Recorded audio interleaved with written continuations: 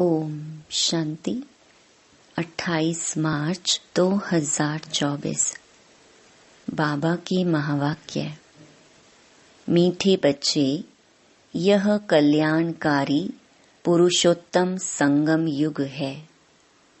इसमें पुरानी दुनिया बदल नई होती है। इस युग को तुम भूलो मत। प्रश्न। बाप छोटे बड़े सभी बच्चों को आप समान बनाने के लिए एक प्यार की शिक्षा देते हैं, वह कौन सी? उत्तर। मीठे बच्चे, अब भूले मत करो। यहाँ तुम आए हो नर से नारायण बनने, तो दैवी गुण धारण करो। किसी को भी दुख मत दो। भूले करते हैं तो दुख देते हैं। बाप कभी बच्चों को दुख नहीं देते, वह तुम्हें डायरेक्शन देते हैं। बच्चे, माँ मेकम याद करो। योगी बनो तो विकर्म विनाश हो जाएंगे। तुम बहुत मीठा बन जाएंगे। ओम शांति। जो बच्चे अपने को आत्मा समझ परमपिता परमात्मा के साथ योग लगाते हैं, उनको सच्चा योगी कहा जाता है, क्योंकि बाप ट्रुथ सच्चा है ना। तो तुम्हारा बुद्धि योग सत्य के साथ है। वह जो कुछ सुनाते हैं सत्य ही है। योगी और भोगी दो प्रकार के लोग हैं। भोगी भी अनेक प्रकार के होते हैं, योगी भी अनेक प्रकार के होते हैं। तुम्हारा योग तो एक ही प्रकार का है। उन्हों का संन्यास अलग है, तुम्हारा संन्यास ही अलग है। तुम हो पुरुषोत्तम संगम युग के योगी। और किसको इस योग का पता ही नहीं कि हम पावन योगी हैं या पतित भोगी हैं, यह भी जानते नहीं। बाबा तो सबको बच्चा बच्चा कहते हैं, क्योंकि बाप जानते हैं कि हम बेहद आत्माओं का पिता हूँ। और तुम यह समझते हो कि हम आत्मा सब आपस में भाई भाई हैं। वह हमारा बाप है। तुम बाप के साथ योग लगाने से पवित्र बनते हो। वह है भोगी, तुम हो योगी। बाप अपना परिचय तुमको देते हैं। यह भी तुम जानते हो कि यह पुरुषोत्तम संगम युग है। यह तुम्हारे बिगर कोई जानते नहीं। इसका नाम है पुरुषोत्तम संगम युग। इसलिए पुरुषोत्तम अक्षर को कभी नहीं भूलना। यह पुरुषोत्तम बनने का युग है। पुरुषोत्तम कहा जाता है ऊंच और पवित्र मनुष्य को। ऊंच और पवित्र यह लक्ष्मी नारायण थे। तुमको अब टाइम का भी पता पड़ा है। 5000 वर्ष के बाद यह दुनिया पुरानी होती है। फिर इसको नया बनाने के लिए बाप आते हैं। अब हम हैं संगम युगी ब्राह्मण कुल के। ऊंच ते ऊंच है ब्रह्मा, परंतु ब्रह्मा को शरीरधारी दिखाते हैं। शिव बाबा तो अशरीरी है। बच्चे समझ गए हैं अशरीरी और शरीरधारी का मिलन होता है। उनको तुम कहते हो बाबा। यह वंडरफुल पार्ट है ना। इनका गायन भी है, मंदिर भी बनते हैं। कोई किस रीति रथ को श्रृंगारते हैं। यह भी बाबा ने बताया है। बहुत जन्मों के अंत के जन्म के भी अंत में मैं प्रवेश करता हूँ। कितना क्लियर समझाते हैं। पहले पहले भगवानुवाच कहना पड़े, फिर मैं बहुत जन्मों के अंत में सभी राज बच्चों को ही समझाता हूँ और कोई समझ भी ना सके। तुम बच्चे भी कभी कभी भूल जाते हो। पुरुषोत्तम अक्षर लिखने से समझेंगे यह पुरुषोत्तम युग ही कल्याणकारी युग है। अगर युग याद है तो समझेंगे अब हम नई दुनिया के लिए बदल रहे हैं। नई दुनिया में होते ही हैं देवताएं। युगों का भी अब तुमको पता पड़ा है। बाप समझाते हैं, मीठे बच्चे, संगम युग को कभी भूलो मत।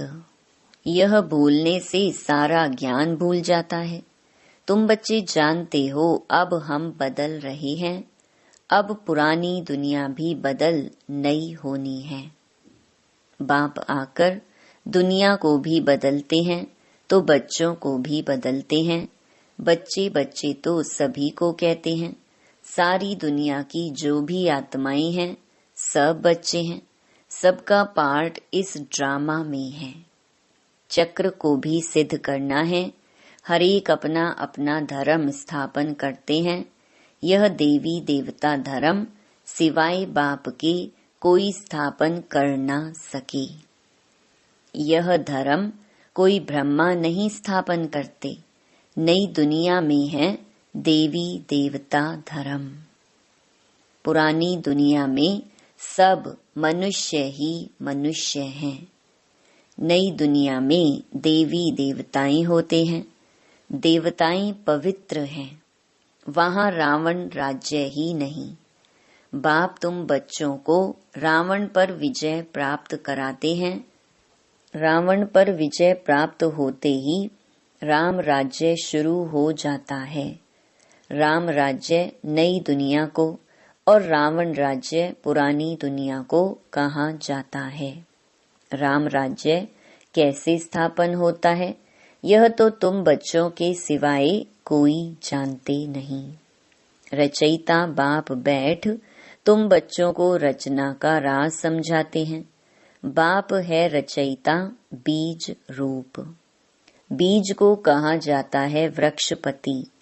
अब वह जड़ बीज है, उनको तो ऐसे नहीं समझेंगे।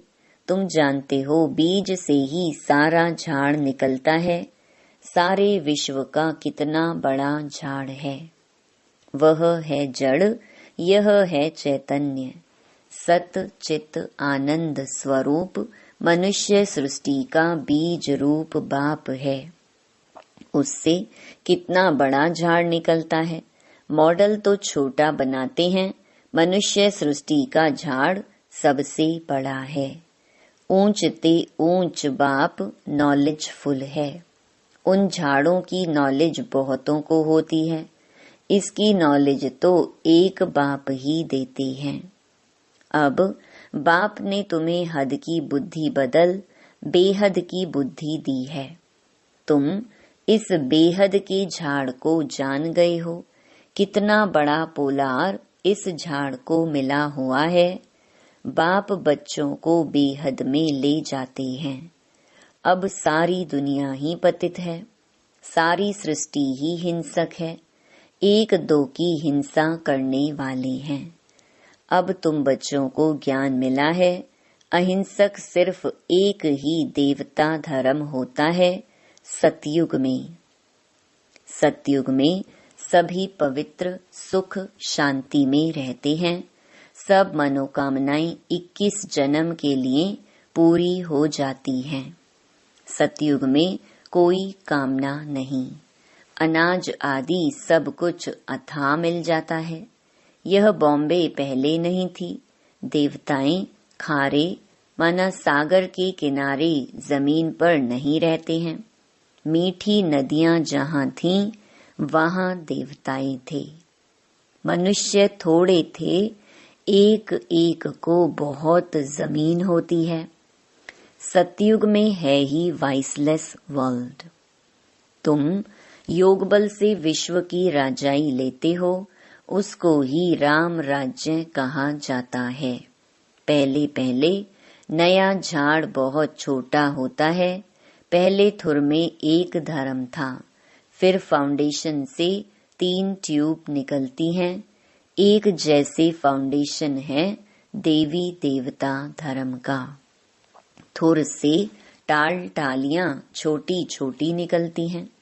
अब तो इस झाड़ का थुर ही नहीं है और कोई ऐसा झाड़ होता ही नहीं है। इनका मिसाल भी बड़ के झाड़ से एक्यूरेट है। बड़ का झाड़ सारा खड़ा है लेकिन थुर है ही नहीं, सूखता भी नहीं। सारा झाड़ हरा भरा खड़ा है, बाकी देवी देवता धर्म का फाउंडेशन है नहीं। थुर तो यही है ना, राम राज्य अथवा देवी देवता धर्म भी थुर में ही आ जाता है। बाप कहते हैं हम 3 धर्म स्थापन करते हैं। यह सब बातें तुम संगम युगी ब्राह्मण ही समझते हो। तुम ब्राह्मणों का है छोटा सा कुल। छोटे छोटे मठ पंथ निकलते हैं ना। अरविंद आश्रम है, कितना जल्दी जल्दी वृद्धि को पाते हैं, क्योंकि उनमें विकार के लिए कोई मना नहीं। यहाँ बाप कहते हैं काम महाशत्रु है, उन पर विजय पानी है, ऐसे कोई और कह न सके। नहीं तो उन्हों के पास भी हंगामा हो जाए। यहाँ तो है ही पतित मनुष्य, तो पावन बनने की बात नहीं सुनते। कहते हैं विकार बिगर बच्चे कैसे पैदा होंगे। उन विचारों का भी दोष नहीं है। गीता पाठी कहते भी हैं भगवानुवाच काम महाशत्रु है। उनको जीतने से जगत जीत बनते हैं, परंतु समझते नहीं हैं। वह जब यह अक्षर सुनाते हैं तो उन्हों को समझाना चाहिए। इस पर बाबा कहते हैं जैसे हनुमान दरवाजे पर जूतियों में बैठता था, बाबा भी कहते हैं जाकर किनारे बैठ सुनकर आओ। फिर जब यह अक्षर कहें तो पूछो इसका रहस्य क्या है। जगत जीत तो यह देवताएं थे, देवता बनने लिए तो इन विकारों को छोड़ना पड़े। यह भी तुम कह सकते हो। तुम ही जानते हो कि अब राम राज्य की स्थापना हो रही है। महावीर भी तुम हो, इसमें डरने की कोई बात नहीं है। बहुत प्यार से पूछना चाहिए, स्वामी जी आपने बताया कि इन विकारों पर विजय पाने से विश्व के मालिक बनेंगे, लेकिन आपने यह तो बताया नहीं कि पवित्र कैसे बने। अब तुम बच्चे पवित्रता में रहने वाले महावीर हो। महावीर ही विजय माला में पिरोए जाते हैं। मनुष्य के कान तो रॉन्ग बातें सुनने पर हिरे हुए हैं। तुमको अब रॉन्ग बातें सुनना पसंद नहीं आती। राइट बातें तुम्हारे कानों को अच्छी लगेंगी। Hear no evil. मनुष्यों को सुजाग तो जरूर करना है। भगवान कहते हैं पवित्र बनो। सतयुग में सब पवित्र देवताएं थे, अब सब अपवित्र हैं। ऐसे ऐसे समझाना चाहिए। बोलो हमारे पास यह सत्संग होता है, उसमें यह समझाया जाता है कि काम महाशत्रु है। अब पवित्र बनना चाहते हो तो एक युक्ति से बनो। अपने को आत्मा समझ भाई भाई की दृष्टि पक्की करो। तुम बच्चे जानते हो पहले पहले यह भारत बहुत भरपूर खंड था। अब खाली होने कारण हिंदुस्तान नाम रख दिया है। पहले भारत धन दौलत पवित्रता सुख शांति सबसे भरपूर था, अब है दुखों से भरपूर। तब पुकारते हैं हे दुख हरता सुख करता। तुम कितना खुशी से बाप से पढ़ते हो। ऐसा कौन होगा जो बेहद के बाप से बेहद सुख का वर्षा नहीं लेगा। पहले पहले अल्फ समझना है। अल्फ को ना जाना तो कुछ भी रहस्य बुद्धि में आएगा ही नहीं। तो बेहद का बाप जो बेहद का वर्षा देते हैं, जब यह निश्चय बैठे तब आगे बढ़ें। बच्चों को बाप से कुछ भी प्रश्न पूछने की दरकार नहीं है। बाप पतित पावन हैं, उनको ही तुम याद करते हो। तुम उनकी याद से ही पावन बनेंगे। मुझे बुलाया ही इसलिए है। जीवन मुक्ति है भी सेकंड की, फिर भी याद की यात्रा समय ले लेती है। मुख्य याद की यात्रा में ही विघ्न पड़ते हैं। आधा कल्प देह अभिमानी रहे हैं, अब एक जन्म देही अभिमानी बनने में ही मेहनत है। इनके लिए ब्रह्मा बाबा के लिए भी बहुत सहज है। तुम बुलाते भी हो बाप दादा, यह भी समझते हैं बाप की सवारी हमारे सिर पर है। बहुत उनकी महिमा करता हूँ, बहुत प्यार करता हूँ। बाबा आप कितने मीठे हो, हमको कल्प कल्प कितना सिखलाते हो, फिर आधा कल्प आपको याद भी नहीं करेंगे। अब तो बहुत याद करता हूँ, कल हमारे में कुछ भी ज्ञान नहीं था। जिसकी पूजा करते थे, हमको यह थोड़े ही मालूम था कि हम यह बन जाएंगे। अब तो वंडर लगता है, योगी बनने से फिर यह देवी देवता बन जाएंगे। मेरे भी सब बच्चे हैं। यह बाबा बहुत प्यार से बच्चों को संभालते हैं, इनकी पालना करते हैं। यह भी हमारे समान नर से नारायण बन जाएंगे। यहाँ तुम आए ही हो इसलिए। कितना समझाता हूँ बच्चे, बाप को याद करो, दैवी गुण धारण करो, खान पान की संभाल करो।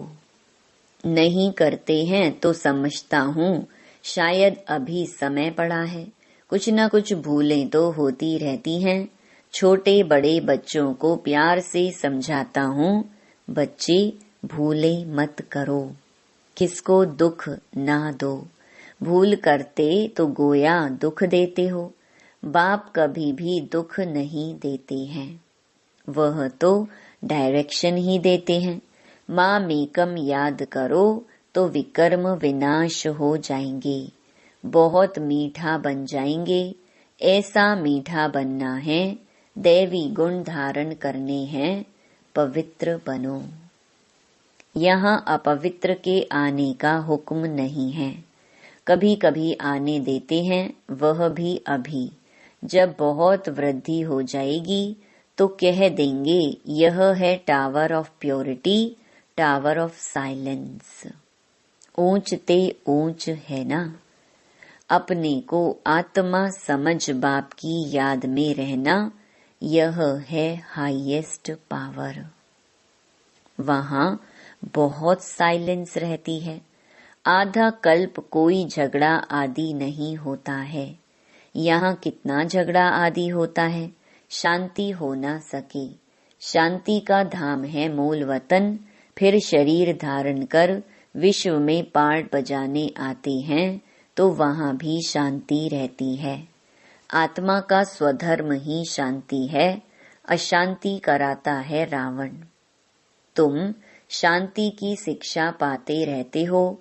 कोई गुस्से में होता है तो सबको अशांत कर देता है। इस योग बल से तुम्हारे से सारा किचड़ा निकल जाता है। पढ़ाई से किचड़ा नहीं निकलता है, याद से सब किचड़ा भस्म हो जाता है, कट निकल जाती है। बाप कहते हैं कल तुमको शिक्षा दी थी, क्या तुम भूल गए हो? 5000 वर्ष की बात है, वह लाखों वर्ष कह देते हैं। अब तुमको झूठ और सच के फर्क का पता पड़ा है। तुमको बाप ही आकर बताते हैं झूठ क्या है, सच क्या है, ज्ञान क्या है, भक्ति क्या है। भ्रष्टाचार और श्रेष्ठाचार किसको कहा जाता है?